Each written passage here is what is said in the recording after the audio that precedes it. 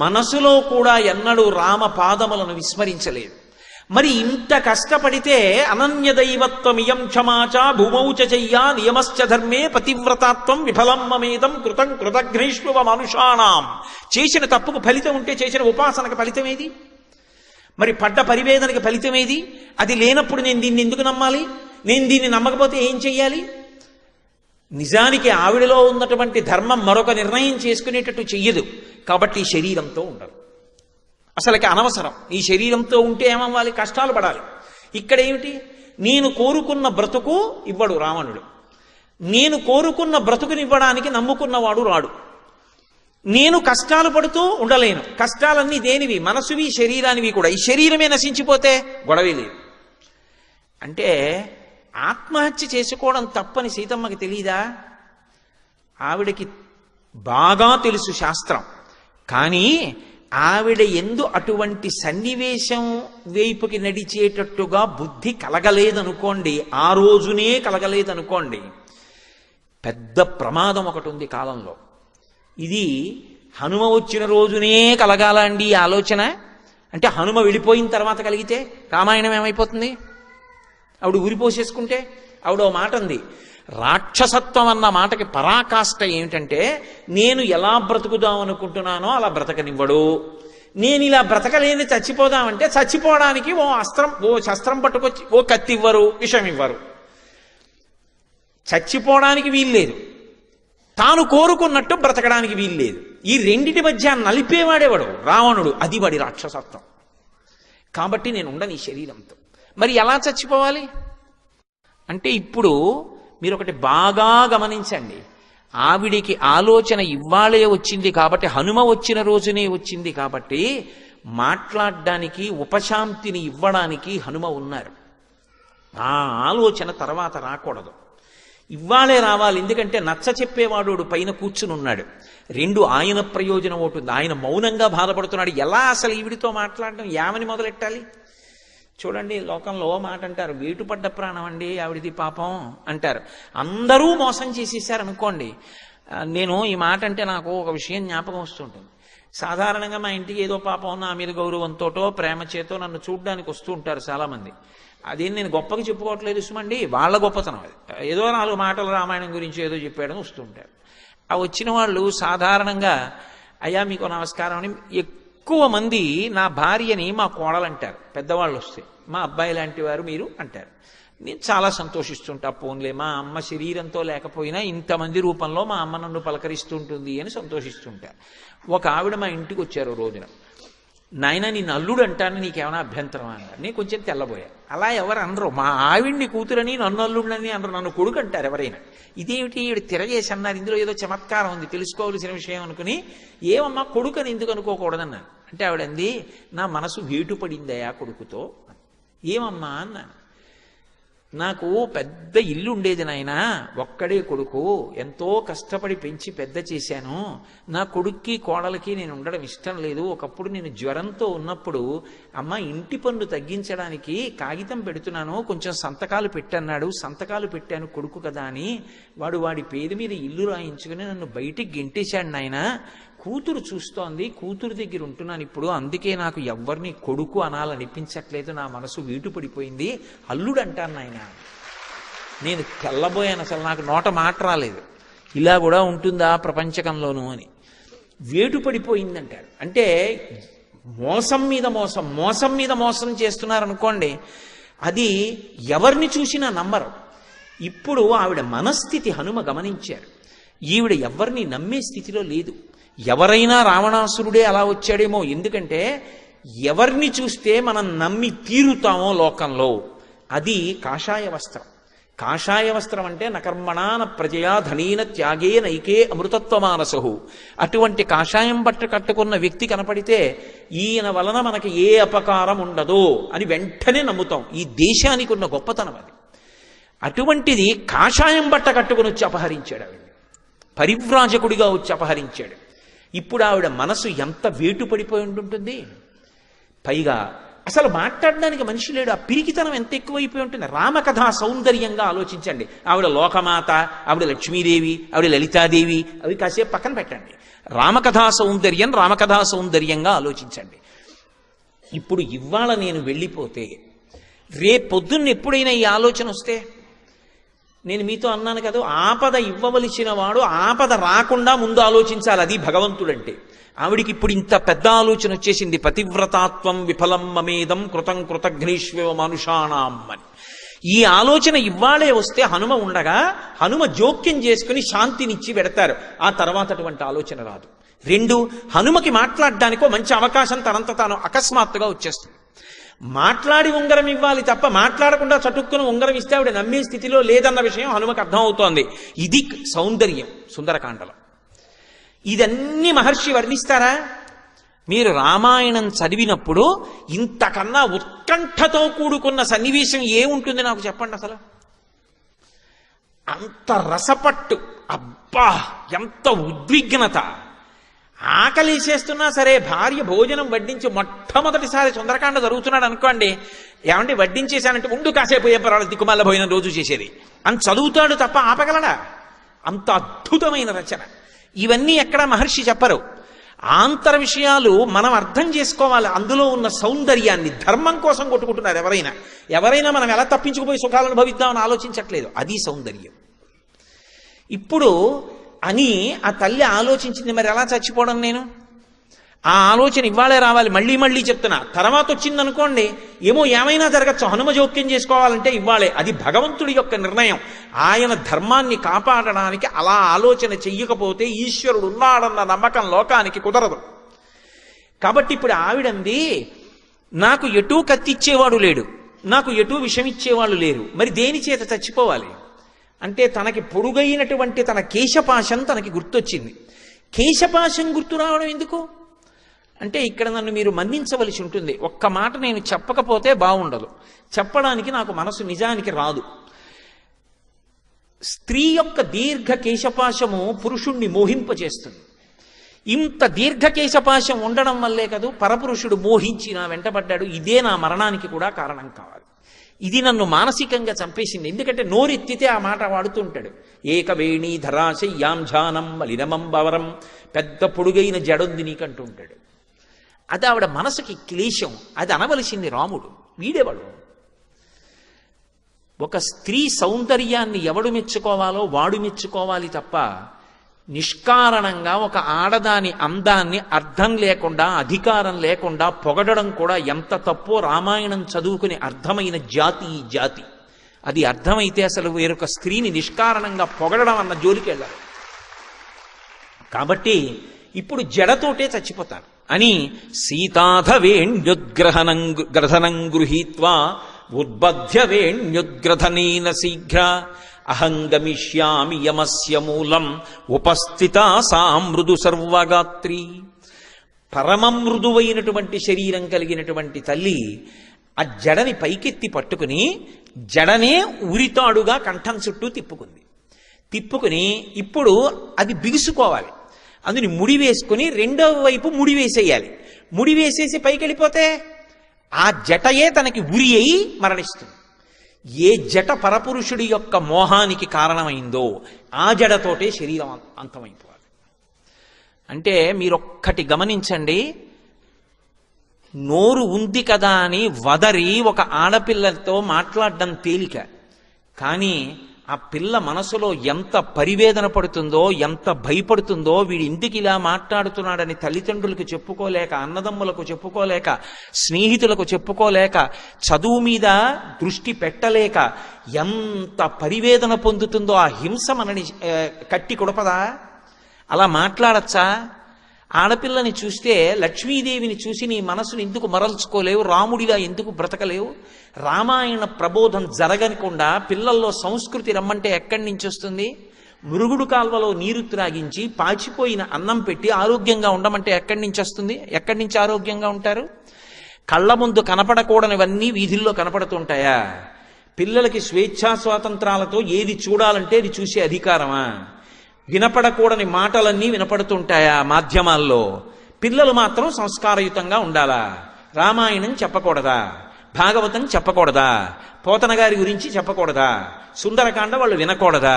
పిల్లలు మంచివాళ్ళు కమ్మంటే ఎలా అవుతారు? సమాజం అంతఃపరిశీలనం చేసుకోవలసినటువంటి సమయం ఆసన్నం కాలేదా? ఏవి అందించాలో అవి అందించడం సమాజంలో పెద్దల కర్తవ్యం కాదా? పెద్దలు అలా కర్తవ్యాన్ని ఆలోచించట్లేదని నేను అంటలేదు. పరివేదన కలిగినటువంటి వ్యక్తి చటుక్కున అండంలో దోషం మాత్రం లేదు అని నేను అనుకుంటున్నాను. కాబట్టి ఆ తల్లి నేను ఈ పూచినటువంటి శించుపావృక్షపు కొమ్మను ఉంచి కిందకి దానికే జట కట్టేసుకుంటాను. ఎలాగో ఉపవాస కృషాం దీనాం విశ్వసంతీం పునఃపునః, ఎలాగో శరీరం కృషించిపోయిందిగా, ఆ కొమ్మ చటుక్కున పైకి వెళ్ళిపోతుంది చెయ్యి వదిలేసినప్పుడు. వెళ్ళిపోతే ఈ జట బిగుసుకుపోతుంది. బిగుసుకుపోతే ఆ జటకే వేలాడిపోతాను, శరీరం అంతం అయిపోతుంది. ఉరిపోసుకోవడం పరమ తప్పు, ఆత్మహత్య చేసుకోకూడదు అన్నది ఆవిడికి తెలియదా? ఆవిడికి తెలుసు. కానీ ఆవిడకి అలా చేసుకోవాలన్న ఆలోచన ఇవాళే వచ్చేటట్టు చేయడంలో గొప్పతనం ఈశ్వరుడు యందుంది. ఎందుకంటే హనుమ మాట్లాడడానికి ఇప్పుడు అవకాశం వచ్చింది. ఇప్పుడు ఆయన అనుకోని పరీక్ష ఆయనకు వచ్చింది. ఇప్పటి వరకు సీతమ్మ ఉరిపోసుకుంటోంది. అడిలిపోయిన వారు ఎవరంటే హనుమ. ఎందుకనంటే ఇదెక్కడి ప్రారంభం, సీతమ్మని చూద్దామని వచ్చాను, ఫలానా చోట ఉంది స్వామి అని వెళ్ళి చెప్పచ్చు అనుకున్నాను. తీరా వచ్చి చూసిన తర్వాత అమ్మ బాబోయ్, ఈవిడ పాతివ్రత్యం, ఈవిడ సౌందర్యం, సౌందర్యం అంటే బాహ్య సౌందర్యం కాదు, అంతఃసౌందర్యం, ఆ మహాతల్లి ఆవిడ తేజస్సు చూసి విడిచిపెట్టి వెళ్ళలేక సన్నివేశం వెనక సన్నివేశం నడిచిపోతుంటే ఆకుల చాటున అలాగే ఉండిపోయాను. అలా చూస్తూ ఉండిపోయాను. ఇప్పుడు ఇది అనుకోని సంఘటన, ఈవిడ చనిపోతోంది. నేను ఏం చెయ్యాలి ఇప్పుడు? నేను ఏమీ చేయకుండా వెళ్ళిపోతే సీతమ్మని చూశాను అని చెప్పేస్తే ఎలా ఉందని అడిగితే రాముడు చనిపోయింది. ఎందుకు చనిపోయింది? ఇన్ని కష్టాల మధ్యలో ఉరేసేసుకుంది. నువ్వేం చేశావు? నేనేం చేయను. ఆవిడది వేటు పడిపోయింది ప్రాణం. అప్పుడు నేనేం చేయడానికి అవకాశం లేదు. ఉంగరం చూపించిన ఆవిడ చూడదు.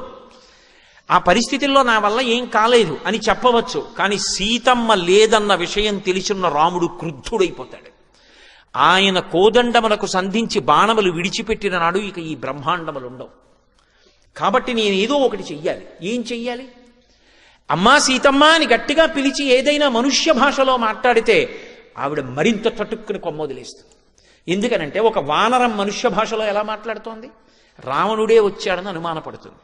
కాబట్టి మాట్లాడడం కుదరదు. పోనీ మాట్లాడకుండా నేను ఏమైనా దగ్గరికి వెళ్ళి సహాయం చేద్దామంటే తల్లిని ముట్టుకోవడమే, ఆవిడ స్పృహలో ఉండగా ముట్టుకోవడమే, ఇంకేమైనా ఉందా? మరి అలాగని చూస్తూ ఊరుకుంటే నేను చెప్పినంతసేపు ఆలోచించడానికి అవకాశం ఉందండి. అక్కడ ఆవిడ చటుక్కున శిశుపావృక్షం దగ్గరికి వెళ్ళింది, ముడేసుకుంది, చుట్టూ తిప్పింది, కొమ్మొంచేస్తోంది. ఏవం బహువిధాం చింతాం చింతయిత్వాం మహాకపి సంసర్వో మధురం వాక్యం వైదేహ్య వ్యాజహార అన్నారు మహర్షి. ఇంత నవవ్యాకరణ పండితుడు, ఇంత బుద్ధిమతాం వరిష్టం, ఇంత శీలవైభవం ఉన్నవాడు, ఇంత ఇంద్రియ నిగ్రహం ఉన్నవాడు, అంత గమన వేగం ఉన్నవాడు, అంత మనోజవం మరుతతుల్య వేగం జితేంద్రియం బుద్ధిమతాం వరిష్టం, ఇంతటి మహానుభావుడికి అసలు ఏం మాట్లాడాలో కూడా అర్థం కాలేదు, ఏం చెయ్యాలో అంతకన్నా అర్థం కాలేదు. ఆ కొమ్మల్లో గిరగిర తిరిగేశారు. చూడండి, ఏం చెయ్యాలో తెలియనప్పుడు ఏమీ చేయలేక అటు ఇటు తిరిగేస్తాడు కంగారులోను. అలా తిరిగేశారు ఆ కొమ్మల్లో. ఎలా? నేనేమైనా మాట్లాడితే రాక్షస స్త్రీలు వింటారు, ఈవిడ మాట దేవుడిరుగు, వాళ్ళకి నాకు యుద్ధం జరుగుతుంది, జయాపజయములు విధి నిర్ణీతములు, ఈ లోపల సీతమ్మ ఏమవుతుందో, మళ్ళీ మాట్లాడే అవకాశం ఉంటుందో ఉండదో, నేను ఉంటానో ఉండనో, బ్రతుకుతానో బ్రతకనో, ఓడించిన ఈ తల్లి ఏమవుతుందో, మళ్ళీ తీసుకెళ్లి దాచేస్తారో, ఏమైనా మాట్లాడాలా మాట్లాడక్కర్లేదా, అసలు ఏమి ఆయనకి ఆలోచన రాలేదు. ఈవిడేమో ముడిచేసి.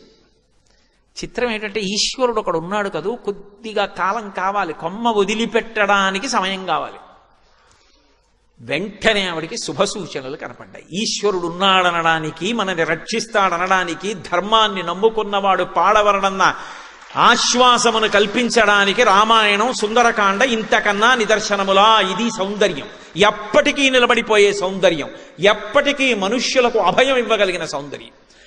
తస్యాశుభం వామమరాళ పక్ష్మ రాజీవృతం కృష్ణ విశాల శుక్లం ప్రాసందతైకం నయనం సుకేస్య మీనాహతం పద్మమివాభితామ్రం. శుభసూచనలు కనపడుతున్నాయంటే సీతమ్మకి ఎడమకన్ను అదిరింది అని వదిలేస్తే కవితా సౌందర్యం ఏది? అప్పుడు కూడా మహర్షి ఎంత అందంగా చెప్పారంటే, ఈ కన్ను తెల్లగా ఉంటుంది కదూ, ఉండి మధ్యలో ఉన్నటువంటి కనుగుడ్డు నల్లగా ఉంటుంది. ఈ కంటికి ఉన్నటువంటి వెంట్రుకలు మిగిలిన వెంట్రుకల్లా ఇలా వాలిపోవు, ఇలా పైకి లేస్తాయి. ఏదో ఆ శ్రీశైలంలో కృష్ణానది ఆనకట్ట మించి నీళ్లు వదిలితే ఇలా పడి ఇలా లేస్తే ఎలా ఉంటుందో అలా ఇలా ఉంటాయి ఆ ఆ కను రెప్పకున్న వెంట్రుకలు.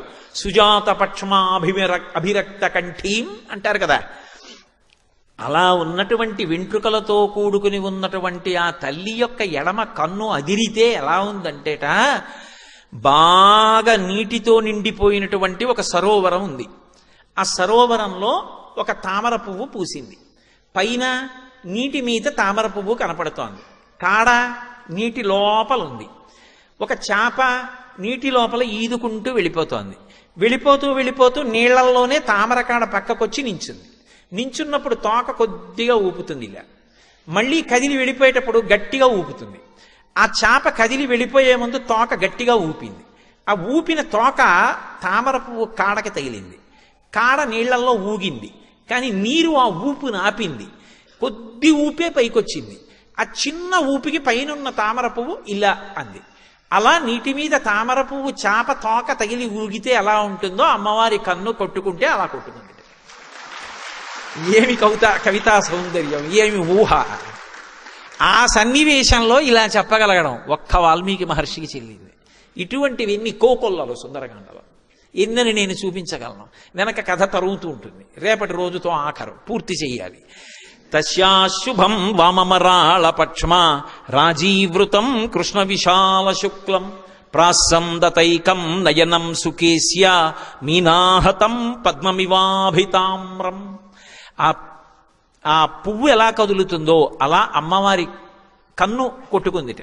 కన్ను అదిరింది, ఎడమ భుజం అదిరింది, ఎడమ తొడ అదిరింది. కట్టుకున్న చీర కొద్దిగా జారినట్టు అనిపించింది. అమ్మవారికి వెంటనే ఆలోచన కలిగింది, కాదు కాదు నాకేదో శుభం ఉంది. త్రిజట చెప్పింది. ఇప్పుడు ఉరిపోసుకుందామంటే వద్దు వద్దు అన్న సంకేతాలు కనపడుతున్నాయి. శకున శాస్త్రానికి ఒక ప్రామాణ్యం ఉంది. ఈశ్వరుడు హెచ్చరిక చేయవలసి వచ్చిందనుకోండి, శంఖచక్ర కథాపద్మాలు అట్టుకుని వచ్చి చెప్పడం. ఒక శకున రూపంలో చెప్తాడు. మీరు రామాయణాన్ని శకున శాస్త్రంగా చదివితే అంతా శకున శాస్త్రం. అందులో యుద్ధకాండలో ఒక్కొక్క వీరుడు బయటకు వస్తుంటే శకునాలు చూపిస్తారు. కాబట్టి నాకు శుభశకునాలు కనపడుతున్నాయే, నాకు ఇంకా ఏం శుభం మిగిలిందని కొద్దిగా ఆగింది. ఈలోగా పైనున్న ఆయనకి అవకాశం దక్కింది. చూడండి, చిన్న బ్రీదింగ్ టైం దొరికితే చాలండి అంటుంటాడు ఒక్కొక్కడు. అలా ఆయనకు కొద్దిగా సమయం దొరికింది. ఇప్పుడు ఆయన వెంటనే ఆలోచించాడు. ఇక్కడ మీరు ఒకటి గమనించాలి, హనుమ చెప్దామని చెప్పట్లేదు. ఆయనకు వచ్చిన ఆలోచన ఏమిటంటే, ఇప్పుడు ఈవిడ ఉరి పోసుకోకుండా ఆగాలంటే ఒక్కటే, రామ రామ రామ రామ రామ రామ అంటే అయిపోతుంది. ఎందుకంటే ఈవిడికి అసలు ఆ రామ అన్న నామం అన్నా రాముడు అన్న అంత భక్తి. అది వినపడితే చాలు. అది వినపడకి ఇలా అయిపోయింది. అది వినపడితే చాలు. చూడండి, ఓ మాట అంటుంటారు, ఈవిడికి మళ్ళీ అన్నదమ్ములు అక్క చెల్లెళ్ళు అందరూ కనపడి ఓ 10 రోజులు అందరిలో సరదాగా తిరిగితే ఆరోగ్యం వస్తుందండి. మానసికంగా బెంగ పెట్టుకుంది, శారీరకంగా ఏం లేదు అంటారు. ఏదో పిల్ల పెళ్ళి కొత్తగా అమెరికా వెళ్ళిపోయింది అనుకోండి, ఓ 6 నెలలకి దిగులు పడిపోయింది అనుకోండి, ఆ పుట్టిల్లు అవి అన్నీ గుర్తొచ్చి ఒక్కసారి వాళ్ళ పుట్టింటికి పంపించండి, ఓ నెలలాళ్ళు వాళ్ళందరితో సరదాగా తిరిగి వచ్చేస్తే సంతోషంగా ఉంటుంది. అంటే మీరు లేకుండా ఎలా, మీరు లేకుండా ఎలా అంటే విసుక్కోకూడదు. ఎంత ఆర్ద్ర హృదయం! 6 నెలలైంది పెళ్ళై, నన్ను వదిలి వెళ్ళలేదు. పాపం మనసులో పుట్టి పెరిగిన స్థలం కదా, దిక్కుమాలిన ఉద్యోగం కోసం వెంపర్లాడిపోక్కర్లేదు. ఓ నెల సెలవు పెట్టి తీసుకుని వెళ్ళాలి మళ్ళీ ఇండియా. అది కాదు భర్తృత్వం అంటే. అది లేకపోతే ఎలా భర్తృత్వం? కాబట్టి ఇప్పుడు ఆమెకి శుభం ఉన్నది అంటే రామ కథ చెప్పాలి. ఆమె ప్రాణమంతా ఏమిటి? రాముడే. అందుకే కదూ అంది, అనన్య దైవత్వమియం క్షమాచ, నాకు దైవం అంటే రాముడే అంది. కాబట్టి నేను రామకథ చెప్పేస్తాను. రామకథ చెప్పేస్తాను. ఆయనకి సంకల్పం కూడా లేదు. ఆయనకి అసలు ఏం చెప్పాలో తెలియని సందర్భం అనుకోండి, రామకథ చెప్పేస్తారు. ఇది నిజం తెలుసా అండి? రామాయణం చదివి కొంచెం రామాయణంతో స్పర్శ ఉందనుకోండి, అకస్మాత్తుగా మనం ఏదో విందాం అని చెప్పి ఏ గాన కచేరీకో ఏ నృత్యం చూద్దామని సభలోకి వెళ్ళి కూర్చున్నారనుకోండి, అస్తమానం ఉపన్యాసాలు చెప్పేవాడు సభలో కనపడ్డాడు అనుకోండి, చటుక్కుని ఏం చేస్తారంటే, ఫలానా ఆయన వచ్చాడు, ఒక్క 5 నిమిషాలు దీని మీద మాట్లాడతారంటాడు. 5 నిమిషాలు దీని మీద మాట్లాడతారంటే ఆయన ఏం మాట్లాడదామని వచ్చాడా, చూద్దామని వచ్చాడు. అప్పుడు వెంటనే ఉత్తర క్షణంలో ఉండండి, మళ్ళీ ఇంటికి వెళ్ళి పుస్తకం చూసి వస్తాను అనగలడా? అప్పుడు ఆయనకి ఆధారం ఏమిటి? ఆయనకి ఎప్పుడూ మనసులో సిద్ధంగా ప్రీతిపాత్రంగా ఉండేది ఏది ఉంటుందో అది చెప్పేసి ఇవన్నీ ఆయన ప్రీతికి పనికొస్తాయి అని దిగిపోతాడు కదా. భగవంతుడి ప్రీతికి ఇవన్నీ ఎంతో మంచివి. మంచి పాట పాడుకున్నారనుకోండి, పరవశించిపోయారనుకోండి, సంగీతానికి అమ్మవారు సంతోషిస్తుంది. సామగాన ప్రియ అని అమ్మవారి గురించి 4 మాటలు చెప్పేసి, కాబట్టి తల్లి ఇంత గొప్పగా పాడుతున్నారు, ఈ పాట చేత ఈవిడ తరిస్తారనడంలో సందేహం లేదు, అమ్మవారిని చేరుకోవడానికి అందరూ సంగీతం నేర్చుకోవాలి అని చెప్పి దిగిపోతాడు. ఎంత బాగా మాట్లాడారండి అంటాడు. ఇంత బాగా మాట్లాడారండి కాదు, ఆయనకి మాట్లాడడం ఏం చెప్పాలో తెలిసి చెప్పాడు. అంటే ఆయనకి అదే వచ్చేస్తుంది బుర్రలోకి, ఎందుకంటే ఆయనకి ఎప్పుడు అదే అలవాటు, మరి అదే మాట్లాడతాడు, అది తప్ప ఇంకోటి మాట్లాడ్డా ఆయన, అందుకని అదే మాట్లాడతాడు. మళ్ళీ హనుమకి కూడా మనసులో ఎవరుంటారంటే రాముడే ఉంటాడు. సీతమ్మకి ఎలాగో హనుమకి కూడా అంతే. అందుకని ఆయన కూడా ఏం చెప్తారు? అది సందర్భమా అనవసరం, రామకథే చెప్తారు. అందుకని ఆయన ఉత్తరక్షణం ఏమం బహువిధాం చింతాం చింతయిత్వాం మహాకపి సంసర్భో మధురం వాక్యం వైదేహ్య వ్యాజహార. కావ్య సౌందర్యం, చచ్చిపోయే వాళ్ళని కూడా బ్రతికించగలిగినటువంటి కథ రామకథ, మృత సంజీవని. సుందరకాండలో రాముడు కనబడడు, రామకథ వినబడుతుంది 1కి 10 మార్లు. అందుకని రామకథ చెప్పడం మొదలుపెట్టారు. ఎలా అంటే ఆవిడ వినాలి, ఆవిడ చెవిలో పడాలి, ఆవిడ అనురక్త కావాలి. అనురక్త కావాలి అంటే అమ్మ అమ్మ రాముడు ఉన్నాడమ్మా నన్ను పంపించాడమ్మా అంటే నమ్మదు. ఆవిడ ముందు నమ్మేదాంతో మొదలెట్టాలి. నమ్మేదాంతో మొదలెట్టి ఆవిడికి తెలియంది చెప్పాలి. అప్పుడు అంటే ఇప్పుడు ఆవిడికి ఆశ్వాసం కుదురుతుంది. ఓ ముందుని చెప్పాడు, నమ్మకంగా ఉంది, ఇది కూడా నిజమేమో అనే అనుమానం వచ్చి ఆగుతుంది కాస్త నిర్ధారణ చేసుకోవడానికి. అందుకని రాజాధజరదో నామ రథకుంజరమాజిమాన్ పుణ్యశీలో మహాకీర్తి రుజుర్రాసి మహాయశ. తన ఇష్టం వచ్చినంతసేపు మాట్లాడడానికి అవకాశం ఉన్నటువంటి ఉపన్యాసకుడిలా మాట్లాడడం కుదరదు, గబగబా చెప్పాలి రామకథ, ఆవిడ చెవుల్లోకి వెళ్ళాలి. పూర్వం ఇక్ష్వాకు వంశంలో పుట్టినటువంటి మహాకీర్తివంతుడు ధర్మాత్ముడైనటువంటి దశరథ మహారాజు గారు అనేటటువంటి రాజు చతురంగ బలాలతో, గజబలంతో, అశ్వబలంతో, సైన్యబలంతో రాజ్యాన్ని పరిపాలన చేస్తూ ధర్మాత్ముడై ఆ వంశానికి ఎంతో పేరు ప్రఖ్యాతులను సంపాదించినటువంటి వాడు ఉండేవాడు.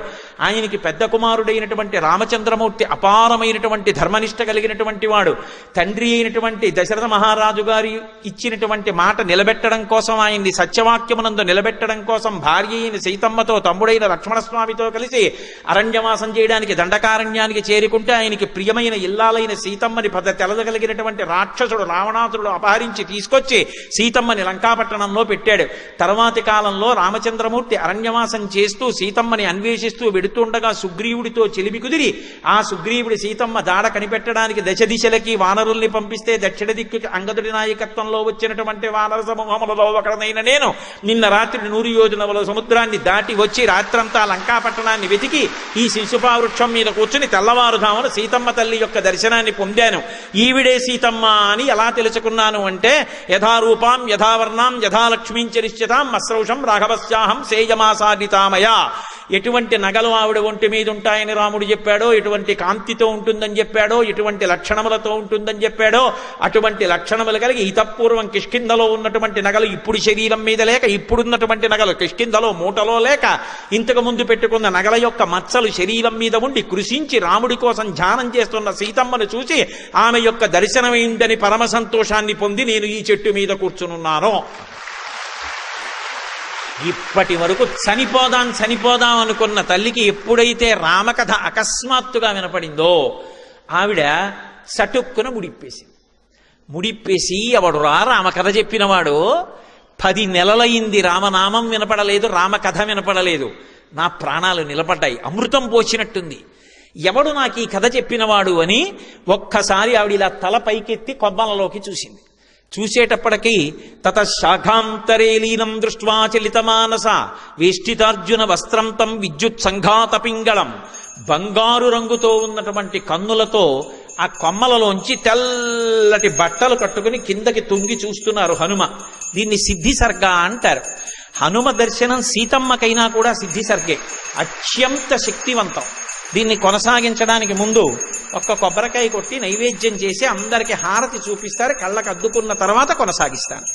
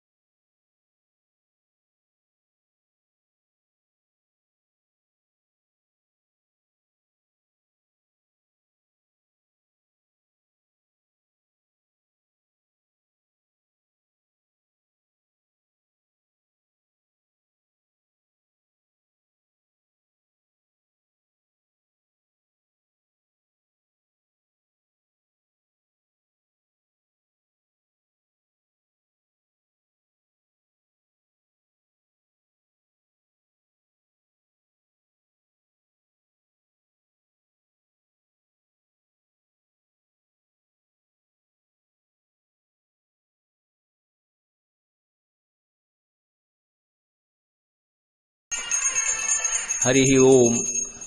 తతశాఖాంతరే లీనం దృష్ట్వా చలితమానస వేష్టితార్జున వస్త్రం తం విద్యుత్ సంఘాత పింగళం. పరాశర సంహితలో హనుమకి సంబంధించినటువంటి ఉపాసన రహస్యాలు చాలా చెప్తారు. అందులో ఒక మాట చెప్తారు, హనుమ ఎప్పుడు తెల్లటి బట్టలు కట్టుకుని ఉంటారు. రెండు, హనుమ యందు విశేషమైనటువంటి భక్తి తత్పరుడైనటువంటి వ్యక్తిని అరటి తోటలోకి తీసుకెళ్ళి ఉన్నతాసనం మీద కూర్చోపెట్టి పూజించి తెల్లటి వస్త్రద్వయాన్ని ఇచ్చి ఆయన కట్టుకుంటే అది సాక్షాత్ హనుమ కట్టుకున్నట్టే. అందుకే వేష్టితార్జున వస్త్రం తం విద్యుత్ సంఘాత పింగళం. మిరుపుల పోగు ఎలా ఉంటారో అంత పచ్చగా ఉంటారు. అంత పచ్చగా ఉండి తెల్లటి బట్టలు కట్టుకుని ఉంటారు హనుమ. నేను గుంటూరులో సంపూర్ణ రామాయణ ప్రవచనాలు చేసిన రోజుల్లో సుందరకాండ దాకా వచ్చిన తరువాత హనుమయందు గొప్ప పరమభక్తుడైనటువంటి వ్యక్తి అయిన, అసలు భూమి మీద నడిచేవారు కాదు, ఎప్పుడు గుళ్ళు గోపురాల మీద తిరుగుతూ కొబ్బరి చెక్కలు అవి తినేవారు. ఆయన తినడం కూడా కోతి తిన్నట్టే తింటూ ఉండేవారు. ఎప్పుడు నిద్రలో కూడా రామనామం చెప్పేవారు. అటువంటి యోగి పొంగ ఉన్న ఒక ఆయన్ని తీసుకొచ్చి గుంటూరు పక్కన ఉన్నటువంటి అరటి తోటకి కొన్ని వేల మంది వెళ్ళాం. వెళ్ళి ఆ అరటి తోటలో ఆయన్ని పూజ చేసి ఆయనకి తెల్లటి వస్త్రములు బహూకరించాం. పరాశర సంహితలో ఆ విషయం చెప్తారు. ఆ హనుమకి అందాలి అంటే అరటి తోటలో పూజ చెయ్యాలి అని. అరటి తోట ఉంటే అందులో హనుమ తిరుగుతారు తప్పకుండా. అందుకే తిరుమలలో ఇప్పటికీ కూడా ఆ తిరుపతి కొండల మధ్యలో హనుమత్ సంబంధమైనటువంటి క్షేత్రం ఉందే, దాని వెనక అరటి చెట్లు ఉంటాయి. హనుమ తిరుగుతారు అనడానికి ప్రమాణాలు కొన్ని చెప్తుంది పరాశర సంహిత. వేష్టితార్జున వస్త్రం తం విద్యుత్ సంఘాత పింగళం. మిరుపుల పోగులంటి శరీరంతో కిందకి చూస్తూ చిన్నవారై ఉన్నారు కదూ. సూర్యే చాస్తం గతే రాత్రౌ దేహం సంక్షిప్య మారుతి వృషదంశకమాత్ర సన్ బభూవాద్భుత దర్శన. ఆ కిందకి చూస్తున్నారు. సీతమ్మ ఇలా తల పైకెత్తి చూసింది. ఎప్పుడైతే హనుమని చూసిందో ఆవిడ ఒళ్ళు గగుర్పుడిచి, నాకు కోతి కనపడింది. నిద్రలో స్వప్నంలో కోతి కనపడితే అది అరిష్టం అంటారు. అది దుష్టమైనటువంటి ఫలితాన్ని ఇస్తుంది. నాకిప్పుడు శుభశకునాలు కనపడ్డాయి, కానీ కలలో కోతి కనపడింది అంటే ఆ తల్లి ఎంత అవ్యవస్థలో ఉందంటే తాను నిద్రపోతూ కలకంటున్నాను అనుకుంటోంది ఆవిడ. అంటే మానసికంగా అంత ఉద్వేగానికి లోనైపోయింది ఆవిడ. కానీ ఉత్తర క్షణంలో అనుకుంది, నేను నిద్రపోవట్లేదుగా, రామచంద్రమూర్తికి దూరంగా ఉండి నేను నిద్రపోయానా? అసలు నాకు నిద్ర పట్టింది ఎప్పుడు? అలా నిద్రపట్టి నేను సుఖపడిన రోజుందా రాముడికి దూరమై? ఎన్నడూ నిద్రపోలేదే. నేను నిద్రపోనప్పుడు నాకు కల ఎలా వచ్చింది? నా శరీరం నాకు కనపడుతోంది, నా శరీరాన్ని ముట్టుకుంటే స్పర్శ తెలుస్తోంది, కన్నుల ముందు నాకు ఈ వానరం కనపడుతోంది. కాబట్టి ఇది కల కాదు, ఇది సత్యం. వెంటనే మరి పైన చెప్పిన కథ కొంత తనకి తెలిసిన్న కథ, కొంత తెలియని కథ. కానీ ఆయన్ని చూస్తే ఎందుకో ఆయన చెప్పినది సత్యం అనిపిస్తోంది. హనుమద్రామాయణం అని హనుమే వ్రాసుకున్నారు, పైశాచీ భాషలో అంటారు.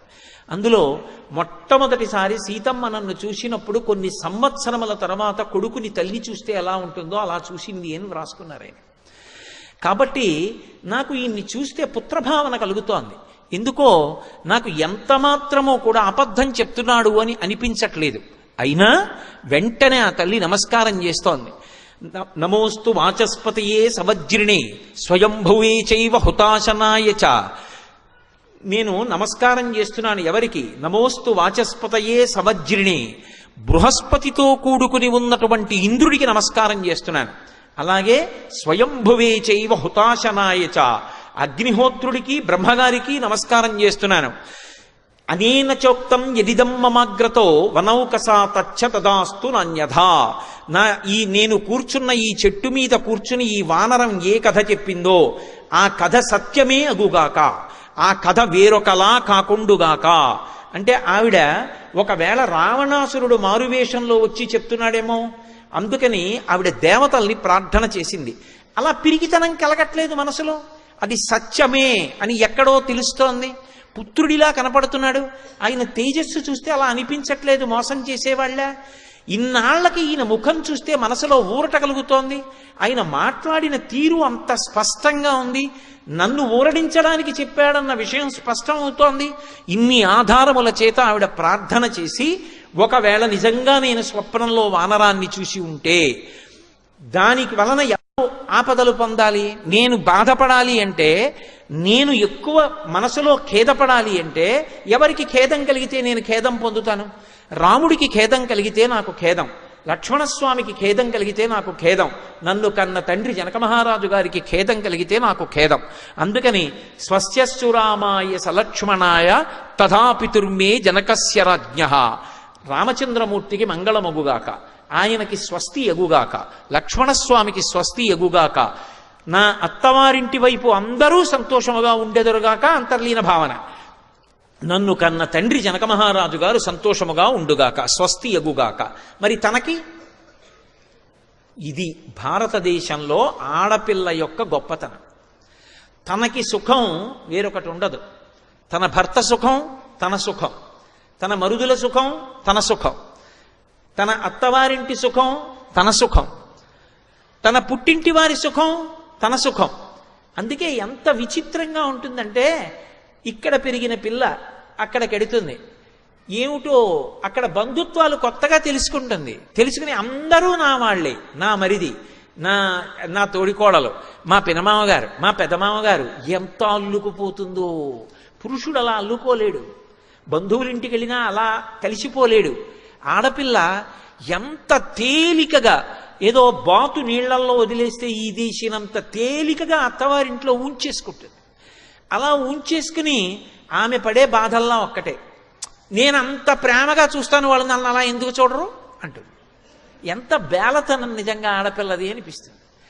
అదే ఎంత ఐశ్వర్యం ఉన్న ఇంటిని మెట్టనివ్వండి, ఇది నాది అని చెప్పడానికి అధికారం పొందింది.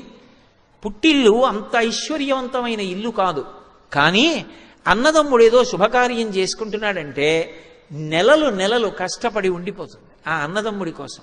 ఎంత ప్రేమో పుట్టినిల్లంటే, తోబుట్టువులంటే. ఆ తోడబుట్టినవాడు శుభకార్యం చేసుకుంటే పీటల మీద కూర్చొని ఉండగా మంగళహారతి ఇవ్వడానికి మురిసిపోతుంది నా హక్కని. పీటల మీద కూర్చుంటే ఏమిటో వెనకాతల కూర్చుని ఆ బొగ్గం చొక్క పెట్టి, ఆ జుత్తు సరిచేసి, ఆ పంచె సరిచేసి, ఏమిటో అది తనకి జన్మలో పొందిన గొప్ప అనుగ్రహం అనుకుంటుంది, ఈశ్వరుడిచ్చిన భాగ్యం అనుకుంటుంది. ఆ మంగళహారతి ఇచ్చినప్పుడు పళ్ళెల్లో 100 రూపాయలు వేస్తే ఆమెకి కోట్లు ఉన్నాయి భర్తకి. ఈ 100 రూపాయలు పదిలంగా పట్టుకెళ్ళి మా అన్నయ్య ఇచ్చాడు, మా అన్నయ్య ఇచ్చాడు, మా అన్నయ్య ఇచ్చాడని దాచుకుంటుంది. 100 రూపాయలు నేత చీర పెడితే ఆ చీర కట్టుకుని మా అన్నయ్య ఇచ్చిన చీర, మా అన్నయ్య ఇచ్చిన చీర అంటుంది. ఆడపిల్ల హృదయానికి ఉన్న సౌకుమార్యం నిజానికి పురుషుడికి ఎక్కడుంది? అందుకే లోకంలో 3 వానల్లో ఒక వాన దేని వలన పడుతుంది అంటే, సౌశీల్యవతులైనటువంటి స్త్రీల వలన ఒక వర్షం పడుతుంది. ఒక వర్షం రాజు యొక్క ధర్మం వలన పడుతుంది. ఒక వర్షం ప్రజలు పాటించేటటువంటి దైవభక్తి, ఆచారము, శాస్త్రమునందున్న నమ్మకం చేత పడుతుంది. కాబట్టి ఒక వర్షాన్ని నిర్ణయించగలదు స్త్రీ, 2 వంశములను ఉద్ధరించగలదు. వాళ్ళ సుఖం తన సుఖం తప్ప తనకంటూ వేరే సుఖం ఉంది అని ఆలోచించదు. సీతమ్మ సమస్త స్త్రీజాతికి ప్రతినిధిగా అంత కష్టంలో కూడా అమ్మయ్యా నాకు బాగుండాలనలేదు. రాముడు బాగుండాలి, లక్ష్మణస్వామి బాగుండాలి, జనక మహారాజు గారు బాగుండాలి. ఏమి సౌందర్యం నిజంగా రచనలో! మొత్తం స్త్రీజాతి భావాన్నంతటినీ ప్రతిబింబించారు మహర్షి. మా తల్లి అలా అంటుంటే ఆ పైన ఉన్నటువంటి హనుమ చూస్తున్నారు. ఈమె ఒంటి మీద నగల విషయం నిర్ధారణ అయిపోయింది. ఈమె ఊపిరి విడిచిపెడుతోంది, ఊపిరి తీస్తోంది. ఈవిడ యొక్క తేజస్సు చూస్తే, పట్టి పట్టి గమనిస్తే, మట్టి పట్టిన పట్టుపుట్టాన్ని కట్టుకున్నా, అటువంటి నగలే పెట్టుకుని ఉన్నా, ఈమె యొక్క తేజస్సుని పరిశీలిస్తే వశిష్ఠుణ్ణి విడిచిపెట్టి వచ్చినటువంటి అరుంధతియా, లేకపోతే ఇంద్రుడి మీద కోపం వచ్చి వచ్చినటువంటి శచీదేవా అని అనుమానం వస్తోంది. కానీ ఈమె అరికాళ్లు భూమిని తాకుతున్నాయి. ఈమె ఎందుకో గాఢంగా నిట్టూరుస్తోంది. ఈమె ఖచ్చితంగా సీతాదేవి. కానీ ఈమెని పలకరించడం ఎలా? ఆర్తితో పైనుంచి చూస్తూ అడిగారు, అమ్మా సురాణాం అసురాణాం వా నాగ గంధర్వ రక్షసాం యక్షాణాం కిన్నెరాణాం వా కాంస్త్వం భవసి శోభనే. అమ్మా నువ్వు దేవతలకి సంబంధించిన దానివా, యక్ష గంధర్వ కిన్నెర కింపురుషాదులకు చెందిన దానివా? నీ యొక్క లక్షణాలు చూస్తే మనుష్యకాంతలా ఉన్నావు, నీ యొక్క కాంతి చూస్తే దేవతా స్త్రీలా ఉన్నావు, నీ తేజస్సు చూస్తే రాచపుత్ర స్త్రీలా ఉన్నావు. అమ్మా నువ్వెవరో నిజంగా చెప్పమ్మా, నేను ఎవరనుకుంటున్నావమ్మా? నేను సీతమ్మని అన్వేషిస్తూ వచ్చిన వానరుణ్ణమ్మా. రావణేన జనస్థానాత్ బలా అపహృత ఇది. సీతాత్వమసి భద్రంతే తన్మమా చక్ష్వపృచ్ఛత. జనస్థానంలో రావణాసురుడు రాముణ్ణి లక్ష్మణుణ్ణి దూరం చేసి ఎత్తుకొచ్చినటువంటి సీతమ్మ అని అనుకుంటున్నాను. అమ్మా నిజం చెప్పమ్మా, నా ఎందు అనుగ్రహించమ్మా, నీ దర్శనాన్ని పొందాను అనుకుని పొంగిపోతున్నానమ్మా అన్నారు. చెప్పాను కదా, ఆయన వంక చూస్తే ఆ వానరం మాట్లాడుతున్నది పరమసత్యం అనిపించింది ఆవిడికి. అనిపించి ఆ తల్లి వెంటనే హనుమని చూసి ఒక మాట అంది. పృథివ్యారాజసింహానాం ముఖ్యస్య విదితాత్మనః స్నుషా దశరథస్యాహం శత్రుసైన్య ప్రతాపినః దుహితా జనకస్యాహం వైదేహస్య మహాత్మనః సీతాచనామనామ్యాహం భార్యా రామస్య ధీమతః. ఆ తల్లి ఇందాక మనవి చేశాను కదా, సమస్త స్త్రీ జాతికి ప్రతినిధిగా నిలబడుతుంది. వివాహమైపోయినటువంటి స్త్రీని పలకరిస్తే అమ్మ తమరెవరు అని అడిగామనుకోండి, మొట్టమొదట చెప్పవలసింది మామగారి పేరు చెప్పాలి. ఎందుకని అంటే లోకంలో ఒక విషయం చెప్తారు, ఒక ఆడది గుండెలు బాదుకుని ఏడవవలసినటువంటి అవసరము రాకుండుగాక అని వివాహకాండలో దేవతల్ని భర్త ప్రార్థన చేస్తాడు. ఈమె ఎన్నడూ జుత్తు విరబోసుకుని గుండెలు బాదుకుని నాకు కనపడకుండుగాక అని. ఆడది జీవితంలో ఏడవవలసినటువంటి రోజంటూ వస్తే ఒక్క రోజు అని చెప్పింది శాస్త్రం. ఇంకొక రోజు ఉండకూడదు. అంత మంగళప్రదంగా మాట్లాడింది. ఇంకొక రోజు ఉండదు, ఒక్కరోజే. ఏదా రోజు అంటే మామగారి శరీరం వెళ్ళిపోయిన రోజు. ఎందుకని అంటే మామగారి కన్నా రక్షకుడు లోకంలో ఉండట. అందుకే సీమంతోన్నయనం అని చేస్తారు. సీమంతోన్నయనము అంటే ఏదో సీమంతం సూడిదలు ఇచ్చామని 5 కేజీలు కాజాలు 3 కేజీలు మైసూరు పాకులు మా కానవాయితీ అన్న దిక్కుమాలినాచారం కాదు. సీమంతోన్నయనము అంటే అడవి పంది ముళ్ళు తీసుకొచ్చి పాపట తీసి భర్త జుత్తు ఎత్తి ముడి వేస్తాడు గణపతి హోమం చేసి. అలా వేస్తే ఆ తరువాత లోపల ఉన్న పిండాన్ని ఉగ్రభూతములు చెనకవు. అప్పుడు మొదటి కానుక ఎవరిస్తారంటే సూడిద అంటారు. సూడిద అంటే కానుక. సూడిద ఎవరిస్తారంటే మామగారు ఇస్తాడు. ఎందుకు ఇస్తాడో తెలుసా? అమ్మా ఎక్కడ పుట్టావు, ఎవరింట్లోనో పుట్టావు, ఆడపిల్లవి, మీ తండ్రి ఎంత ప్రేమగా పెంచి పెద్ద చేశాడో, నీ తల్లి ఎంత ప్రేమగా పెంచి పెద్ద చేసిందో, నీ కోసం ఎంత ఆరాటపడ్డారో. అమ్మా నా ఇంటికి కోడలిగా వచ్చావు, నా కొడుకు నీకు సమస్తమని బ్రతికావు. అందుకే కోడల కంటి వెంట నీరు రాకుండా చూసుకోవలసిన పెద్దరికం ఎవరిది అంటే మామగారిది. తన కోడలు సుఖపడుతోందా లేదా అని చూసుకోవాలి. ప్రత్యేకంగా అడగాలి, సినిమాకి వెళ్ళావా నాన్న, ఇద్దరు వెళ్ళండి ఒకసారి అని చెప్పాలి మామగారు. కోడలి క్షేమం చూడవలసిన వాడు మామగారే. కాబట్టి అటువంటి మామగారు శరీరం విడిచిపెట్టేశాడు అనుకోండి, అప్పుట తన కోసం అలమటించిపోయేటటువంటి వాడు, తండ్రి కన్నా తాపత్రయపడేవాడు వెళ్ళిపోయినట్టు. అందుకే సూడిదల్లో అమ్మా నా ఇంటిని మెట్టావు, నాకు వారసుణ్ణి ఇవ్వబోతున్నావు, నన్ను తాతని చెయ్యబోతున్నావు, ఎంత గర్భక్లేశాన్ని అనుభవిస్తావు. అనుభవించి ఎత్తుపల్లాల్లో జాగ్రత్తగా నడిచి పథ్యం చేసి బిడ్డని కని నన్ను తాతని చేసి నా వంశం నిలబడుతున్నావు, నా కొడుకుని తండ్రిని చేస్తున్నావు, నీకేమి ఇవ్వగలను? అమ్మ నీకు కానుకిస్తున్నానని ఆభరణం ఇస్తాడు. అది ఎంత పెద్దది వదిలేయండి. పరమ ప్రేమతో మొదటి కానుక మామగారు ఇస్తాడు. మామగారుట అంత ఆర్తి పొందుతాట కోడల కోసం. అలా ఉండగలిగితే నీ చెప్పేది. ఎందుకంటే ఇవాల్టి రోజు కొంతమంది మామగారులను చూస్తే ఇలా ఉంటాడని చెప్పడం కూడా అంత తేలిక కాదేమో అనిపిస్తుంది. కాలుష్యం అంత పెరిగిపోయింది కాబట్టి. కానీ నేను రామాయణాన్ని నమ్ముకున్నవాడిని, అలాగే ఉంటారు మామగారులని నమ్మే మాట్లాడతాను. కాబట్టి ఆ తల్లి మామగారు వెళ్ళిపోతే మాత్రం ఏడుస్తారట. అలా ఇలా కాదుట, నా కోసం నా సంతోషం కోసం అహరహం పరిశ్రమించే వ్యక్తి ఆయన వెళ్ళిపోయారు. ఏది పెద్దరికం ఇప్పుడు? ఎవరికి చెప్పుకోను కష్టం వస్తే అని. అందుకే ఆడపిల్ల పెళ్ళయ్యాక అమ్మ మీరెవరు అని అడిగితే ఫలానా వారి కోడలని చెప్పుకుంటుందట సంతోషంగా. అంతే తప్ప తన పేరు చెప్పదు. అది భారత జాతి గొప్పతనం. 1000 పడగల్లో విశ్వనాథ సత్యనారాయణ గారు ఏడిచారు. 999 పడగలు చితికిపోయాయి. ఇంకా వైవాహిక వ్యవస్థ అన్న ఒక్క పడగే మిగిలిందని. దాన్ని కూడా కర్రలు పెట్టి కొట్టడానికి, రాళ్లు పెట్టి కొట్టడానికి ఎందరో బయలుదేరుతున్నారు. ఆ ఒక్క పడగా చిదిపేద్దామని. కాబట్టి ఆ తల్లి హనుమకి జవాబిస్తూ పృథివ్యా రాజసింహానాం ముఖ్యస్య విదితాత్మనః స్నుషా దశరథస్యాహం శత్రుసైన్య ప్రతాపినః. ఈ భూమి మీద శత్రు సైన్యములను తపింపచేసినటువంటి మహానుభావుడు దశరథ మహారాజు గారన్న రాజు ఉండేవారు. ఆయన యొక్క కోడల్ని నేను. స్నుషా దశరథస్యాహం శత్రుసైన్య ప్రతాపినః దుహిత జనకస్యాహం వైదేహస్య మహాత్మనః.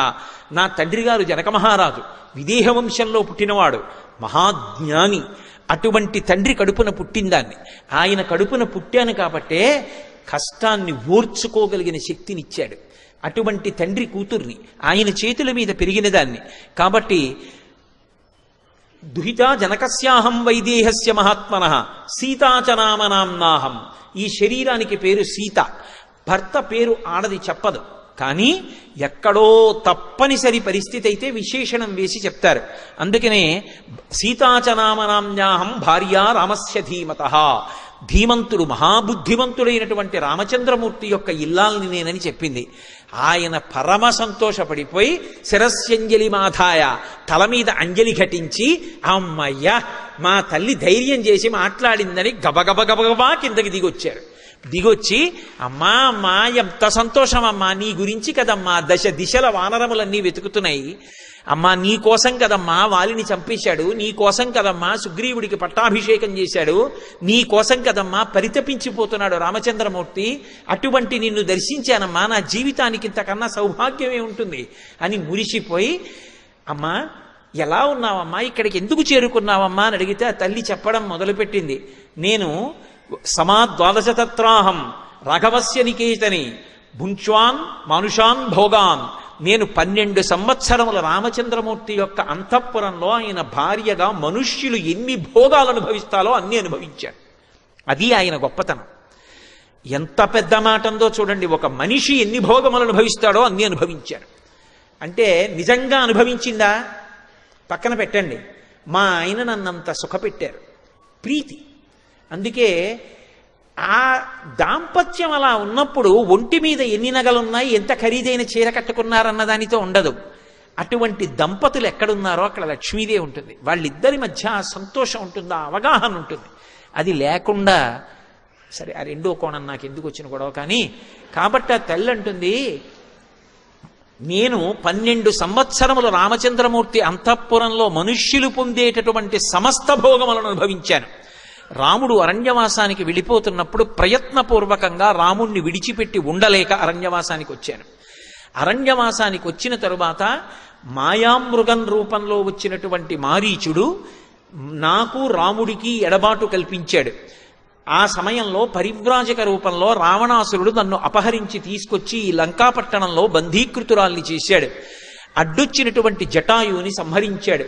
ఆనాటి నుంచి ఈనాటి వరకు రామపాదార విందములను స్మరిస్తూ రాముడు వస్తాడు నన్ను గట్టెక్కిస్తాడు అని ఆలోచన చేస్తూ ఇలాగే ఉన్నాను.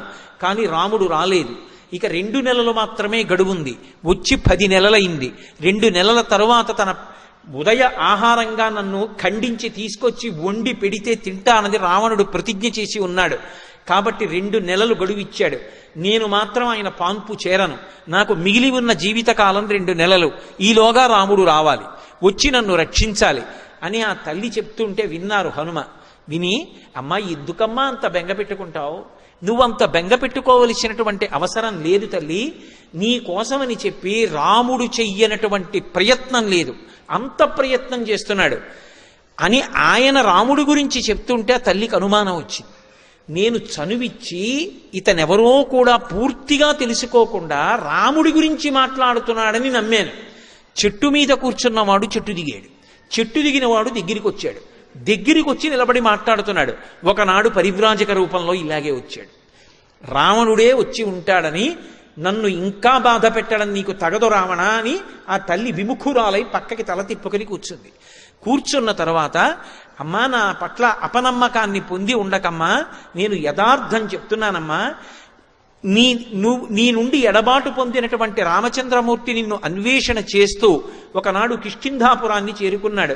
అక్కడ ఋష్యమూక పర్వతం మీద రాజ్యాన్ని పోగొట్టుకుని భార్యని పోగొట్టుకుని బాధపడుతున్న సుగ్రీవుడితో అగ్నిసాక్షిగా చెలిమి చేసుకున్నాడు. చేసుకునే ముందు నరులైన రామలక్ష్మణులు ఇద్దరూ నడిచి వెడుతుండగా మారువేషాలలో ఉన్న వాళ్ళని నన్ను సంహరించడానికి వాలి పంపించి ఉంటాడని చెప్పి సుగ్రీవుడు భయపెడుతుంటే నేనే వెళ్ళి నమస్కారం చేసి రామలక్ష్మణుల్ని నా భుజాల మీద కూర్చోపెట్టుకుని తీసుకెళ్లాను. చెప్పాను. సుగ్రీవుడితో అగ్నిసాక్షిగా చెలిమి చేకూరింది. ఒక్క బాణంతో వాలిని కొట్టాడు. వాలిని సంహరించి సుగ్రీవుడికి పట్టాభిషేకం చేశాడు. ప్రత్యుపకారంగా దశ దిశల వెతకడానికి వానరుల్ని పంపుతానని సుగ్రీవుడు మాటిచ్చాడు. అన్ని దిక్కులకు వానరములను పంపాడు. దక్షిణ దిక్కుకొచ్చిన కొన్ని లక్షల మంది వానరులకు అంగదుడు యువరాజు నాయకత్వం వహించాడు. మిగిలిన వారు ఉత్తర తీరంలో ఉండిపోతే రాత్రి 100 యోజనముల సముద్రాన్ని గడచి వచ్చి ఈ పట్టణమంతా వెతికి తెల్లవారుజామున నీ దర్శనాన్ని పొందాను. కేసరి అనబడేటటువంటి మహావీరుడైన వానరుడు ఉన్నాడు. ఆయన శంబదాసుడు అనేటటువంటి రాక్షసుణ్ణి సంహరించాడు. ఆ కేసరి యొక్క భార్య అయిన అంజనాదేవి యందు వాయుదేవునికి ఔరసపుత్రుడిగా జన్మించిన వాణ్ణి. నేను పుట్టినప్పుడు నా ఎడమ దవడ ఇంద్రుడిపై చేత విడువబడిన వజ్రం చేత కొట్టబడింది కాబట్టి సొట్టబడిన హనుమలు కలిగిన వాడిని కాబట్టి నన్ను హనుమ అని పిలుస్తారు. అమ్మా నా పేరు హనుమ, ఆశ్వాసమును పొందమ్మా, నన్ను నమ్ము. రామచంద్రమూర్తి యొక్క దాసానదాసుణ్ణి, రాముడు పంపితే వచ్చాను. అమ్మా నేను నీతో పరమ సత్యం చెప్తున్నాను, ఇందులో కించిత్ కూడా అనుమానం లేదు, తల్లి నన్ను నమ్ము అన్నారు. ఆవిడికి నమ్మకం కుదిరింది. నమ్ముతాను కానీ హనుమ, కానీ అసలు వానరులకు నరులకు స్నేహం ఎలా కుదురుతుంది?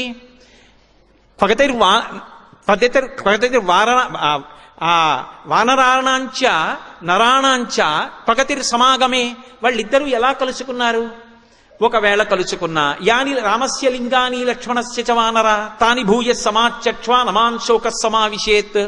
ఏది నీకంత తెలుసు అంటున్నావే? రాముడితో అంత కలిసి ఉన్నానంటున్నావే, లక్ష్మణుడితో అంత కలిసి ఉన్నానంటున్నావే. ఏది నువ్వు కలిసున్నది నిజమైతే రాముడి యొక్క గుణములు రాముని యొక్క బాహ్యస్వరూపం, లక్ష్మణుని యొక్క గుణములు లక్ష్మణుని యొక్క బాహ్యస్వరూపం చెప్పు చూస్తానంది. ఎంత పెద్ద ప్రశ్న వేసింది! హనుమ యొక్క ఉపాసనా బలాన్ని ప్రశ్నించింది. మనం తెల్లవారి లేస్తే అధాంగ పూజ అని చేస్తాం. ఏదో పాదవు పూజయామి, గుల్భౌ పూజయామి, జంఘే పూజయామి, జానుని పూజయామి, ఊరుం పూజయామి, కటిం పూజయామి, నాభిం పూజయామి, ఉదరం పూజయామి, వక్షస్థలం పూజయామి, కంఠే పూజయామి, చుబుకం పూజయామి, ఓష్టే పూజయామి, నాసికాం పూజయామి, నేత్రౌ పూజయామి, లలాపుటం పూజయామి, భుజౌ పూజయామి, స్కందౌ పూజయామి, శిరః పూజయామి, సర్వాణ్యంగాని పూజయామి అని. నిజంగా పూజ చేసింది నిజమైతే పువ్వు పాదవు పూజయామి అంటే పాదాలు కనపడాలి, జంఘే పూజయామి ఏదో జానుని పూజయామి మోకాళ్ళు కనపడాలి, ఊరు పూజయామి తొడలు కనపడాలి, కటిం పూజయామి నడుం కనపడాలి, నాభిం పూజయామి బొడ్డు కనపడాలి, ఉదరం పూజయామి పొట్ట కనపడాలి, వక్షస్థలం పూజయామి గుండెలు కనపడాలి, భుజవు పూజయామి భుజాలు కనపడాలి, హస్తవు పూజయామి చేతులు కనపడాలి, కంఠే పూజయామి కంఠం కనపడాలి, చుబుకం పూజయామి గడ్డం కనపడాలి, ఓష్టే పూజయామి పెదవులు కనపడాలి, నాసికాం పూజయామి ముక్కు కనపడాలి, నేత్రే పూజయామి కళ్ళు కనపడాలి, లలాటం పూజయామి లలాటం కనపడాలి, శిరః పూజయామి తల కనపడాలి, సర్వాణ్యంగాని పూజయామి. పువ్వులు ఇలా విడిచిపెట్టేస్తే పువ్వులు పడుతున్నంత వేగంగా పైనుంచి కిందకు చూడాలి. నువ్వు నిజంగా ఉపాసన చేసింది నిజమైతే నీ కులదైవం ఎవరయ్యా అన్నారనుకోండి, రాముడు నా కులదైవం అండి అన్నాననుకోండి. ఏది రాముడు ఎలా ఉంటాడు చెప్పు అంటే కాళ్ళ దగ్గర నుంచి బొటన వేళ్ళు, గోళ్ళు, చిటికిన వేలు, ఆయన చీలమండలు, ఆయన కాలు, ఆయన మోకాలు, ఆయన తొడలు, ఆయన నాభి, ఆయన యొక్క కడుపు, ఆయన గుండెలు అన్ని విడిచిపెట్టకుండా చెప్పగలిగితే ఆనాడు నేను ఉపాసన చేశానని గుర్తు. ఏమోనండి నాకు అంత బాగా జ్ఞాపకం ఉండదు, చూస్తాను కానీ గుర్తుండదంటే ఇంకేం ఉపాసన? హనుమ యొక్క ఉపాసన సౌందర్యాన్ని ప్రశ్నించింది అమ్మవారు. ఏది చెప్పు? యాని రామస్య లింగాని లక్ష్మణస్య చ వానర. రాముడే కాదు, రాముడు ఉంటే రాముడి పక్కన లక్ష్మణుడు ఉంటాడు, ఇద్దరు ఎలా ఉంటారో తెలియాలి. అంతేకాదు వాళ్ళ గుణాలు ఎలా ఉంటాయో తెలియాలి. ఏది చెప్పు? అమ్మా నన్ను పరీక్షించడానికి వేశావు ఈ ప్రశ్న. రాముడు ఎలా ఉంటాడో లక్ష్మణుడు ఎలా ఉంటాడో నీకు తెలీదా? ఎవరికి చెప్తున్నది? సీతమ్మకి చెప్తున్నారు. రాముడి అంగప్రత్యంగములు వర్ణించడంలో ఎక్కడైనా చిన్న తేడా వస్తే నిరంతర ఉపాసన, రాముణ్ణి పైనుంచి కిందకి, కింద నుంచి పైకి ధ్యానంలో ఆవిడ ఉపాసన చేస్తూ ఉంటుంది. పైగా ఆవిడ చూడండి ఆయన శరీరం, ఆయన శరీరంలో అంగుళం ఆవిడికి తెలియనిది ఉంటుందా? ఇంతకన్నా ఇంకా వేదిక మీద చెప్పక్కల్లా. ఆవిడ దగ్గర ఇంకొకలా చెప్పడం సాధ్యం అవుతుందా?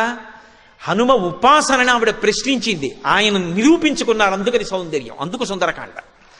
వెంటనే ఆయన అన్నారు, అమ్మా నాకు సంతోషమే రాముడి గురించి మాట్లాడడం అంటే. రామ కమలపత్రాక్ష సర్వసత్వ మనోహర రూపదాక్షిణ్య సంపన్న ప్రసూత జనకాత్మజే. అమ్మా అవి కొత్తగా నేర్చుకున్న గుణాలు కావమ్మా, రాముడికి పుట్టుకతో వచ్చాయి. రాముడి గురించి చెప్పయ్యా అంటే చాలా ఎంత సంతోషం, అవకాశం దొరికింది అంతే చాలండి. రామ కమలపత్రాక్ష, కమలపత్రములు ఎలా ఉంటాయో రాముడి కళ్ళలా ఉంటాయమ్మా. అసలు ఆ కళ్ళు చూసి మోహించాయి కదమ్మా ప్రపంచకమైంది. సమస్త భూతములు రాముడి కళ్ళ వంక చూస్తే వశపడిపోతారు. అంత అందమైన కళ్ళు. రామో రాజీవలోచన. కాబట్టి రామ కమలపత్రక్ష సర్వసత్వ మనోహర. ఆయన వెళ్ళిపోతుంటే అకాలంగా చెట్లు పూస్తాయి. క్రూర మృగాలు కూడా ఆయన్ని చూస్తూ అలా ఉండిపోతాయి. అంతటి అందగాడమ్మా అటువంటి కళ్ళమ్మ ఆయనవి. రామ కమలపత్రక్ష సర్వసత్వ మనోహర రూప దాక్షిణ్య సంపన్న. పైకి రూపం అందంగా ఉండి లోపల మోసకారి బుద్ధులు ఉన్నవాడు కాడమ్మా. అటువంటి దక్షత ఉన్నవాడు, దయ ఉన్నవాడు. ప్రసూత జనకాత్మజే. ఇవి మధ్యలో నేర్చుకున్న ఒక పుట్టుకతో వచ్చాయి. నీలాగి సీతమ్మకి ఎలా వచ్చాయో ఆయనకి అలా వచ్చాయి. ప్రసూత జనకాత్మజే. రామో భామిని లోకస్య చాతుర్వర్ణస్య రక్షిత మర్యాదానాంచ లోకస్య కర్తా కారయితా చ సహా. రాముడు తన ధర్మాన్ని మాత్రమే రక్షించుకోడు, చాతుర్వర్ణముల యొక్క ధర్మాన్ని రక్షిస్తాడు. మర్యాదానాంచ లోకస్య, మర్యాదా పురుషోత్తముడు. ఇలా ఉండాలి కట్టుబాటు అంటే అని చెప్తాడు. ఆ కట్టుబాటు అలా జరిగేటట్టు చూస్తాడు. కట్టుబాటు తప్పడం రాముడికి ఇష్టం ఉండదు. అంటే ఆచారకాండ మీద అంత నమ్మకం ఉన్నవాడు. యజుర్వేద వినీతశ్చ వేద విద్భి సుపూజిత ధనుర్వేదే చ వేదేషు వేదాంగేషు చ నిష్ఠిత. అమ్మ రాముడికి వేదాలన్నీ తెలుసు, యజుర్వేదం విశేషంగా తెలుసు. యజుర్వేదంలో పుట్టాడు. యజుర్వేదంలో పుట్టలేదని అప్పయ్య దీక్షితారు వారు ఏడిచారు. యజుర్వేదం ఎందుకంత గొప్పదైందంటే యజ్ అంటే ఆరాధన. యజుర్వేదం దక్షిణ దేశంలో చాలా ఎక్కువ. కృష్ణ యజుర్వేదం చదువుకున్న వాళ్ళే అందరూ. యజుర్వేదం చదువుకుంటే దేవతల్ని ఆరాధించి దేవతల యొక్క అనుగ్రహాన్ని పొందడం తెలుస్తుంది. అందుకే మీరు చూడండి, రామాయణంలో లక్ష్మణస్వామి వచ్చి అరణ్యకాండలో మాట అంటాడు. అన్నయ్య పర్ణశాల నిర్మించవన్నావు, పరమానస్మి కాకుత్సా త్రైవర్ష శతం స్థితే స్వయంతు రుచిరే దేశే క్రియాతుమితిమాం వద అన్నాడు అరణ్యకాండ. అన్నయ్య పర్ణశాల కట్టాను, ఎటువంటి లక్షణాలతో ఉండాలో అలా కట్టాను. అన్నయ్య నువ్వు సీతమ్మ లోపలికి ప్రవేశించండి అన్నాడు. లక్ష్మణస్వామి వంక చూసి నవ్వి రాముడు అన్నాడు, లక్ష్మణ గృహప్రవేశం అలా చేయకూడదురా. గృహప్రవేశం చెయ్యాలి అంటే మొట్టమొదట కర్తవ్యం వాస్తుశమనం సౌమిత్రే చిరజీవిభి. ఒక ఇంట్లోకి ప్రవేశించే ముందు తప్పకుండా ఆ ఇంట్లో గృహదేవతలు, ఆ ఇంట్లో ఉండేటటువంటి ఇతర భూతములు అనుగ్రహించాలి అంటే కర్తవ్యే వాస్తుశమనం, వాస్తు పూజ, వాస్తు హోమము చెయ్యాలి. చేసే హోమంలో దేవతలకు హవిస్సు ఇవ్వాలి. దేవతలకు హవిస్సు ఇచ్చి ఇంట్లోకి ప్రవేశించాలి. నాకు ఆ మంత్రములు వచ్చురా, వెళ్ళి నేను పదార్థాలు చెప్తాను పట్రా, హోమం చేసి లోపలికి ఎడదాం అన్నాడు. ఆయన అంతటి యజుర్వేదవేత్త, ఆయనకి తెలియనిదేం లేదు. అందుకని యజుర్వేద వినీతశ్చ వేద విద్భిస్సు పూజిత ధనుర్వేదే చ వేదేషు. ధనుర్వేదం బాగా తెలుసున్నవాడు. వేదాలే కాదమ్మా, వేదాంగేషు చ నిష్ఠిత, వేదము యొక్క అంగములన్నీ చదువుకున్నవాడు. అందుకే సభలో కాలు మీద కాలు వీరాసనం వేసుకుని అందరికీ పాఠం చెప్తాడు, వేదాంత పాఠం. వైదేహీ సహితం సురద్రుమతలే హైమే మహామండపే మధ్యే పుష్పకమాసనే మణిమయే వీరాసనే సుస్థితం అగ్రే వాచయతి ప్రభంజనసుతే తత్వం మునిభ్యపరం వ్యాఖ్యాంతం భరతాధిభి పరివృతం రామం భజే శ్యామలం. వేదాంత పాఠం చెప్తూ ఉంటాడు. అటువంటి మహానుభావుడమ్మా. కాబట్టి యజుర్వేద వినీతశ్చ వేద విద్భి సుపూజిత ధనుర్వేదే చ వేదేషు వేదాంగేషు చ నిష్ఠిత తేజసాదిత్య సంకాశ క్షమయా పృథివీ సమః బృహస్పతి సమోబుద్ధ్య యశసా వాసవో సమః. అమ్మ రాముడంటే వీరొక సూర్యుడమ్మ. ఆయన భూమి మీద నడిచి వెళ్ళిపోతుంటే సూర్యుడు ఎడుతున్నట్టు ఉంటుంది. తేజసాదిత్య సంకాశ. ఎక్కడి నుంచి వచ్చిందో తెలుసా తేజస్సు? ధర్మానుష్ఠానం చేత వచ్చిన తేజస్సమ్మ అది. తేజసాదిత్య సంకాశ క్షమయా పృథివీ సమః. భూమికి ఎంత ఓర్పో అంత ఓర్పమ్మాయింది. ఆయనే కట్టు తప్పితే ఈ లోకాలు నిలబడవు. అందుకు కదమ్మా ఇంకా నిలబడ్డాడు రావణాసురుడు. కాబట్టి క్షమయా పృథివీ సమః బృహస్పతి సమోబృద్ధ్య. బుద్ధిలో బృహస్పతి లాంటి వాడమ్మా. యశసా వాసవో సమః. కీర్తిలో ఇంద్రుడి లాంటి వాడమ్మా ఆయన. అటువంటి మహానుభావుడమ్మా. రక్షిత జీవలోకస్య ధర్మస్య పరిరక్షిత రక్షిత స్వస్య ధర్మస్య స్వజనస్య రక్షిత. ఆయన లోకాలన్నీ రక్షిస్తాడు. ఆయనని నమ్ముకుని ధర్మాన్ని నమ్ముకున్న వాళ్ళని ప్రత్యేకంగా రక్షిస్తాడు. వాళ్ళ కోసం నిలబడతాడు. వీరరాఘవ విజయరాఘవ అని 2 పేర్లు అందుకే ఆయనకి. ఎప్పుడూ ధనస్సు పట్టుకుని నించుని ఉంటాడు. ఎవరు ఆయనని నమ్ముకున్నారో వాళ్ళ కోసం ఎంత కిందకైనా వచ్చేస్తాడు. తులసీదాస్ గారు రాత్రి నిద్రపోతున్నారు. ఆయన ఇంటి గోడకి కన్నం వేసి దొంగలు లోపలికి వెళ్ళారు. లోపలికి వెళ్ళిన తర్వాత ఏదో తులసీదాస్ గారి ఇంట్లో ఏముంటాయి, ఓ జపమాల, ఓ పురాణం పెట్టుకునేటటువంటి పీట, ఇలాంటివేవో ఉంటే ఇంతకన్నా ఏమీ దాచలేదు దుర్మార్గుడు అనుకుని మూట కట్టుకుని వాళ్ళు ఆ మూట మెల్లిగా లాగేద్దామని అక్కడ పెట్టుకుని వాడు తల బయటెట్టాడు. పెట్టేటప్పటికీ నీల సంకాశమైనటువంటి వర్ణంతో మెరిసిపోతున్న పాదాలు, బంగారు పావుకోళ్ళు కనపడ్డాయి. వాడు కొంచెం పైకి ఎత్తి చూశాడు. పట్టుబట్ట, కొంచెం ముందుకు పెట్టిన మోకాలు, నడుం, విశాలమైనటువంటి వక్షస్థలం, ఆ పక్కన భూమి మీద ఊంచి ఉండి మనుతిరిగినటువంటి ధనస్సు, దాన్ని పట్టుకుని ఒక ఆయన ఇలా చూస్తున్నాడు. చూసి తల లోపలికెట్టాడు. రే బయట ఎవడో ధనస్సు పట్టుకుని ఉన్నాడు రా అన్నాడు రెండో దొంగతో. రెండోవాడు కొంతసేపు అయ్యాక తలపైటెట్టాడు. పెడితే ఒరే ఆయనే కాదురా, పక్కన ఎర్రగా ఇంకో ఆయన కూడా ఉన్నాడు రా అని మళ్ళీ లోపలికి వచ్చారు. వెళ్ళిపోతారేమోనని తెల్లారే వరకు కూర్చున్నారు. వాళ్ళిద్దరు వెళ్ళరు. ఆఖరికి తెల్లవారిపోయిందంటే తెల్లవారిపోయాక తులసీదాస్ గారు నిద్రలేస్తారా? తెల్లవారుజాము సమయం అయింది. తులసీదాస్ గారు నిద్రలేచారు. ఇంట్లో ఇలా బయటకు వచ్చేటప్పటికి దొంగలు ఇద్దరు కూర్చుని ఉన్నారు, అన్ని మూట కట్టుకుని. ఆయన చూశారు. నమ చౌరాయచ శిష్యాయచ భేన్యాయచ శకత్యాయచ ప్రవాహ్యాయచ. దొంగలో కూడా ఈశ్వరుణ్ణి చూస్తారు ఆయన. ఆయన అన్నారు, అయ్యయ్యో అదేమిటి అలా మూట కట్టు కూర్చున్నారు, వెళ్ళిపోయారా అన్నారు. ఆ పాటి ఇంగిత జ్ఞానం మాకు లేక కాదు. బయటికి ఎడదామంటే ఇద్దరు నించున్నారు. ఒకడు నల్లగా ఉన్నాడు, ఒకడు ఎర్రగా ఉన్నాడు. రాత్రంతా నించునే ఉన్నారు. పైగా చేతిలో కోదండాలున్నాయి. ఇలా చూస్తున్నారు. కానీ అంత అందంగా ఉన్నారు. అలా చూసిన వాళ్ళ అందం ఏమిటో అలా ఉంది. ఎవరు వాళ్ళని తులసీదాస్ గారిని అడిగారు.